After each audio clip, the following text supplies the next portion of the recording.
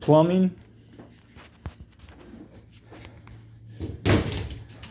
This is all going to have Moen features, multiple shower heads, a bar, adjustable shower. This drain and these supply lines will have to be moved to the center. It's going to be a Roman tub faucet, and the drain is already drilled in the Whirlpool center back. The present vent is in this wall right here,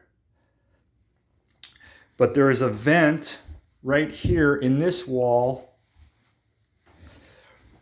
So if you actually look at it, there's a vent for the kitchen sink right where that molding is.